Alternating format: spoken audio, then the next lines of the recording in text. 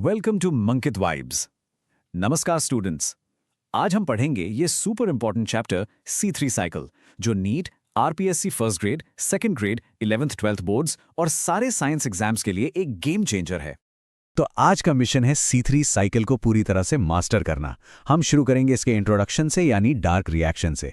फिर देखेंगे कैल्विन की नोबल विनिंग डिस्कवरी, साइकिल का पूरा ब्लूप्रिंट, इसके एक एक स्टेप को समझेंगे, एनर्जी का हिसाब किताब लगाएंगे और लास्ट में कुछ एग्जाम रेडी MCQ सॉल्व करेंगे। चलिए शुरू करते हैं इंट्रोडक्शन से। इसका नाम है डार्क रिएक्शन, जिससे C3 साइकिल भी कहते हैं। ये फोटोसिंथेसिस का दूसरा और बहुत ही महत्वपूर्ण स्टेज है। यहाँ एक बहुत ही कॉमन गलतफहमी है। लोग सोचते हैं डार्क रिएक्शन का मतलब है कि ये सिर्फ अंधेरे में होता है। ऐसा बिल्कुल भी नहीं है। असल में ये लाइट इंडिपेंडेंट है, मतलब इसको डायरेक्ट लाइट की जरूरत नहीं होती। ये प्रोसेस क्लोरोप्लास्ट के स्ट्रोमा में होता है और ये लाइट रिएक्शन से बनी एनर्जी यानी ATP और NADPH का इस्तेमाल करके हवा से CO2 को लेकर कार्बोहाइड्रेट्स यानी फूड बनाता है। अब सवाल उठता है कि आखिर इस कमाल के बायोकेमिकल पाथवे को खोजा कैसे गया। चलिए इसकी नोबेल प्राइज विनिंग डिस्कवरी की कहानी जानते हैं। तो बात है 1946 से 1953 के बीच की। मेल्विन कैल्विन, बेंसन और उनके साथियों ने रेडियो एक्टिव आइसोटोप कार्बन 14 का यूज किया। उन्होंने इसका इस्तेमाल कार्बन के रास्ते को ट्रेस करने के लिए किया, बिल्कुल एक GPS की तरह। उन्होंने क्लोरेला एल्गी पर एक्सपेरिमेंट किया और पाया कि प्रोसेस का सबसे पहला स्टेबल प्रोडक्ट 3-फॉस्फोग्लिसरिक एसिड है, यानी 3PGA। ये एक 3 कार्बन कंपाउंड है और इसी वजह से इस साइकिल को C3 साइकिल कहा जाता है। और इसी शानदार खोज के लिए उन्हें 1961 में नोबेल प्राइज से सम्मानित किया गया। तो अब जब हम इसका इतिहास जान गए हैं, चलिए इस पूरे प्रोसेस के ब्लूप्रिंट को देखते हैं। आप इसको एक माइक्रोस्कोपिक फैक्ट्री की तरह इमेजिन कर सकते हैं, जो CO2 को शुगर में बदलती है। इस फैक्ट्री के 3 मेन डिपार्टमेंट्स हैं। देखिए, पूरा C3 साइकिल 3 मेन फेजेस में कंप्लीट होता है। पहला कार्बोक्सिलेशन, जिसे हम हिंदी में कार्बोक्सिलीकरण कहते हैं। दूसरा रिडक्शन यानी अपचयन और तीसरा रीजेनरेशन यानी पुनर्योजन। सिंपल भाषा में कार्बोक्सिलेशन में कार्बन को पकड़ा जाता है, रिडक्शन में एनर्जी यूज करके शुगर बनाई जाती है और रीजेनरेशन में साइकिल को दोबारा शुरू करने के लिए रीसेट किया जाता है। ठीक है, चलिए अब इस फैक्ट्री की असेंबली लाइन में घुसते हैं और एक एक स्टेप को आराम से डिटेल में देखते हैं। Step number 1, carboxylation. ये सबसे जरूरी स्टेप है। यहाँ एटमॉस्फेयर से 6 कार्बन डाइऑक्साइड मॉलिक्यूल्स को 6 राइबुलोज 1,5 बिसफॉस्फेट यानी RUBP मॉलिक्यूल्स के साथ जोड़ा जाता है और इस काम को अंजाम देता है इस कहानी का हीरो एंजाइम, जिसका नाम है रुबिस्को। ये धरती पर सबसे ज्यादा पाया जाने वाला एंजाइम है। अब आते हैं दूसरे स्टेप पर, यानी रिडक्शन पर। इसकी शुरुआत होती है फॉस्फोराइलेशन से।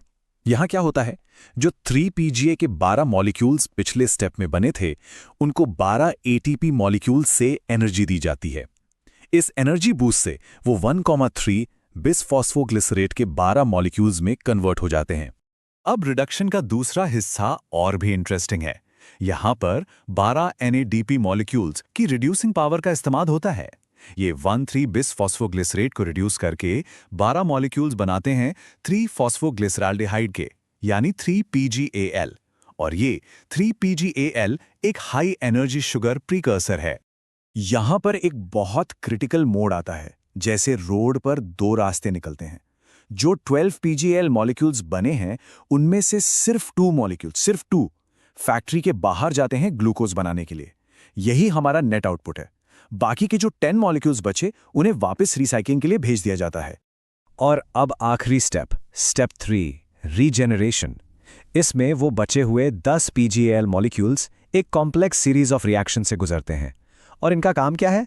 इनका काम है RUBP के 6 मॉलिक्यूल्स को दोबारा बनाना, ताकि ये साइकिल लगातार चलती रहे। ये प्रोसेस साइकिल की सस्टेनेबिलिटी को दिखाता है। ब्रिलियंट है ना? तो इस पूरी फैक्ट्री को चलाने में कुल कितनी एनर्जी लगती है? इसका मेटाबॉलिक कॉस्ट क्या है? ये एग्जाम्स के लिए एक सुपर इंपॉर्टेंट पॉइंट है। एक ग्लूकोज मॉलिक्यूल बनाने के लिए C3 साइकिल को 6 बार घूमना पड़ता है और इसमें टोटल 6 CO2, 18 ATP और 12 NADPH खर्च होते हैं।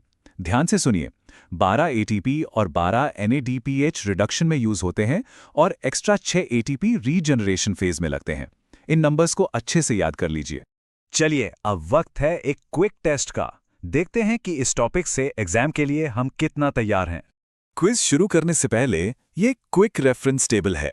इसमें हर फेज के इनपुट्स, आउटपुट्स, की एंजाइम्स और एनर्जी कॉस्ट को समराइज किया गया है। फाइनल रिवीजन के लिए इस पर एक नजर डाल लीजिए। पहला सवाल, C3 साइकिल में CO2 फिक्सेशन के बाद बनने वाला पहला स्टेबल कंपाउंड कौन सा है? ऑप्शंस हैं A RUBP, B 3PGA, C PGAL, D glucose. सही जवाब है ऑप्शन बी 3PGA यानी 3-फॉस्फोग्लिसरिक एसिड। जैसा कि हमने कैल्विन के एक्सपेरिमेंट में देखा था, ये 3 कार्बन वाला कंपाउंड ही है जिसकी वजह से इस साइकिल का नाम C3 पड़ा। दूसरा सवाल, कैल्विन साइकिल के जरिए एक ग्लूकोज मॉलिक्यूल बनाने के लिए कितने ATP और NADPH मॉलिक्यूल्स की जरूरत होती है?